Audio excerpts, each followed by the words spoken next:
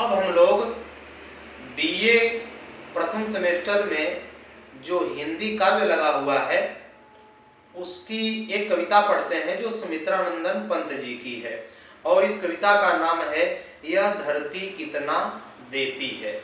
देखिए क्या कहते हैं।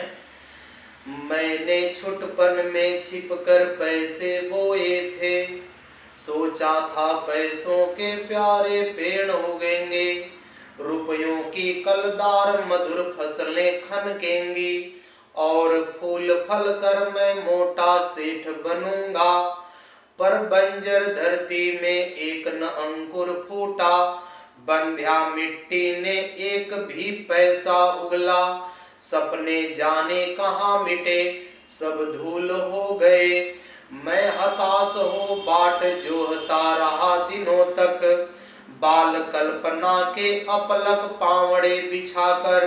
मैं अबोध था, मैंने गलत बीज बोए थे, ममता को रोपा था, तृष्णा को सींचा था।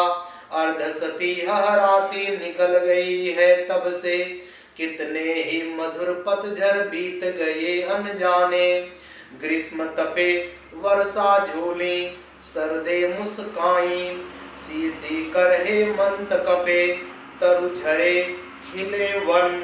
और जब फिर से गाढ़ी ऊदी लाल सालिए, गहरे कजरारे बादल बरसे धरती पर। मैंने कुतूहलवश आंगन के कोने की गीली तह को यूं ही उंगली से सहलाकर, बीज सेम के दबा दिए मिट्टी के नीचे। भूखे अंचल में मणि माणिक बांध दिए हों, मैं फिर भूल गया इस छोटी सी घटना को। और बात भी क्या थी याद जिसे रखता मन।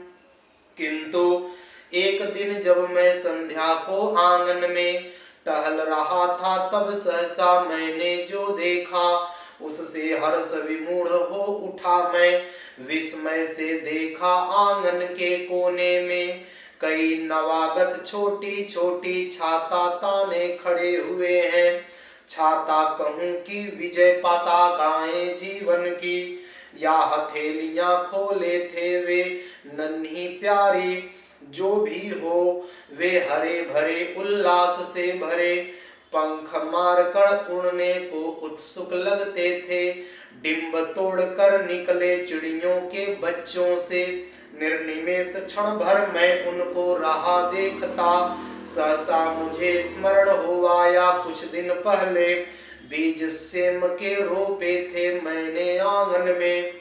और उन्हीं से बौने पौधों की यह पलटन मेरी आंखों के सम्मुख अब खड़ी गर्व से नन्हे नाटे पैर पटक बढ़ती जाती है।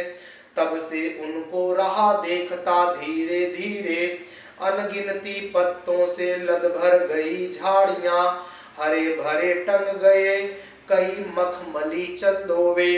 बेलें फैल गई बलखा आंगन में लहरा, और सहारा लेकर बाड़े की टट्टी का हरे भरे सौ झरने फूट पड़े ऊपर को। मैं अवाक रह गया, वंश कैसे बढ़ता है, यह धरती कितना देती है। धरती माता कितना देती है अपने प्यारे पुत्रों को।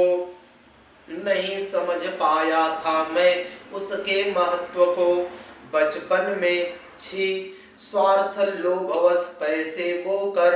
रत्न प्रसविनी है वसुधा अब समझ सका हूँ, इसमें सच्ची समता के दाने बोने हैं, इसमें जन की क्षमता के दाने बोने हैं, इसमें मानव ममता के दाने बोने हैं। जिससे उगल सके फिर धूल सुनहली फसलें, मानवता की जीवन श्रम से हंसे दिशाएं। हम जैसा बोएंगे वैसा ही पाएंगे। चलिए अब हम लोग इसके अर्थ को देखते हैं। बड़ी अच्छी कविता है। अपने बचपन की बात बताते हैं सुमित्रानंदन पंत जी। प्रकृति के सुकुमार कवि कहे जाते हैं। क्या कहते हैं देखिए। मैंने छुटपन में छिप कर पैसे बोए थे। अर्थात जब ये छोटे थे तो ये छिप करके इन्होंने पैसा बो दिया और सोचा था पैसों के प्यारे पेड़ उगेंगे, और सोचे थे कि पैसों के प्यारे प्यारे पेड़ उगेंगे और रुपयों की कलदार मधुर फसलें खनकेंगी और उसमें से खूब फसलों के रूप में पैसे निकलेंगे और फूल फल कर मैं मोटा सेठ बनूंगा और मैं खूब मोटा ताजा सेठ अर्थात बहुत बड़ा सेठ बन जाऊंगा। पर बंजर धरती में एक न अंकुर फूटा, लेकिन उस बंजर धरती में एक भी अंकुर नहीं फूटा, अर्थात पैसे के पौधे नहीं निकले, अंकुर नहीं निकले। और बंध्या मिट्टी ने एक भी पैसा उगला, अर्थात उस बंध्या मिट्टी ने जो बांझ हो गई धरती, उसने एक भी पैसा नहीं उगला। ये मैं तब सोचता था, क्यों? क्योंकि मैंने पैसे बोए और पैसे उगे नहीं, अंकुरित नहीं हुए, तो मैंने सोचा कि धरती बांझ है, कुछ भी पैदा नहीं की। और सपने जाने कहाँ मिटे सब धूल हो गए। मैं जितने जितने सपने देखा था कि मैं मोटा सेठ बनूंगा, बड़ा सेठ बन जाऊंगा, वो सारे सपने पता नहीं कहाँ खो गए, मिट गए, सब धूल हो गए, मैं भूल गया। मैं हताश हो बाट जो हता रहा दिनों तक, मैं हताश निराश होकर के कई दिनों तक जो हता रहा, इंतजार करता रहा कि कब उसमें से नए नए पौधे निकलेंगे। बाल कल्पना के अपलक पावड़े बिछाकर, अर्थात बचपन में बच्चे जो कल्पना करते हैं, क्या क्या कल्पना कर लेते हैं, वो सारी कल्पना करके मैं उसकी बाट जोता रहा कि कब वो पैसे अंकुरित होकर पौधे बनेंगे और उसमें पैसे लगेंगे। मैं अबोध था, मैंने गलत बीज बोए थे, ममता को रोपा था, तृष्णा को सींचा था। कह रहे कि मैं तो बचपन में था, अबोध था, अज्ञानी था, मैं मूर्ख था, मैं गलत बीज बोए, मैंने अर्थात मैंने बीज ही गलत बोया था। धरती तो बांझ नहीं होती है, मैंने बीज ही गलत बोया था। और कह रहे कि मैंने ममता को, मैं मोह में था, मैंने मोह को रोपा था, और तृष्णा को, मैंने लालच को सींचा था। और अर्धसती राती निकल गई है तब से, जब मैंने यह पैसे बोए थे तब से अर्धसती, समझ लीजिए कि 50 साल बीत गए इस घटना को। अब क्या हुआ? कितने ही मधु पतझड़ बीत गए अनजाने, अर्थात कितने ही बार पतझड़ आए और चले गए, बसंत के मौसम आए और चले गए, ग्रीष्म तपे, गर्मी के मौसम आए चले गए, वर्षा की ऋतुएं आई चली गई, और ठंडी के मौसम आए और चले गए। सी सी कर हेमंत कबे, और हेमंत ऋतु भी आई, लोग कंपकपी के मारे ठिठुर जाते थे। ऐसे मौसम भी कितनी बार बीत गए। तरु झरे, पेड़ झरे, फिर उसमें नए नए पत्ते निकले, खिले वन, वन कभी झड़ जाते थे पत्ते, फिर पत्ते आते, फिर झड़ जाते, फिर पत्ते आते, अर्थात 50 साल का समय हो गया। और जब फिर से गाढ़ी कूदी लालसा लिए, गहरे कजरारे बादल बरसे धरती पर, और जब फिर से बादल एक बार बरसे, अर्थात मौसम सावन का आया और फिर से बादल बरसे, तो मैंने कुतूहलवश आंगन के कोने की गीली तह को यूं ही उंगली से सहलाकर, तो मैंने क्या किया, जब बारिश हो गई तो आंगन के कोने में जाकर, मिट्टी का आंगन था, अब तो भाई प्लास्टर हो गया है तो कहाँ मिट्टी रही, पहले के आंगन जो होते थे उन आंगनों में मिट्टी हुआ करती थी। और ये क्या किए, आंगन के कोने में जाकर मिट्टी को कुरेद करके, सहलाकर उंगली से हटा करके बीज सेम के दबा दिए मिट्टी के नीचे। इन्होंने क्या किया, सेम का बीज मिट्टी के नीचे दबा दिया और भू के अंचल में मणिमाणक बांध दिए हों, और सोच रहे हैं कि मैंने भू के आंचल में, धरती के आंचल में मड़ियां बो दी है। मैं फिर भूल गया इस छोटी सी घटना को, छोटी सी घटना थी, भूल गए कि मैंने सेम के बीज लगाए हैं। और बात भी क्या थी जिसे याद रखता मन, और ऐसी कौन सी बड़ी बात थी उस सेम के बीज को बोना कि ये याद रखते।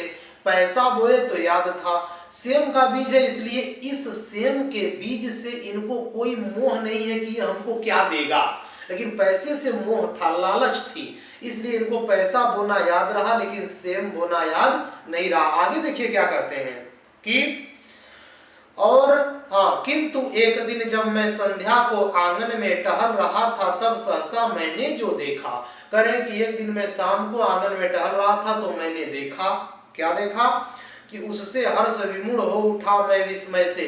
देखा आंगन के कोने में कई नवागत छोटी छोटी छाता ताने खड़े हुए हैं।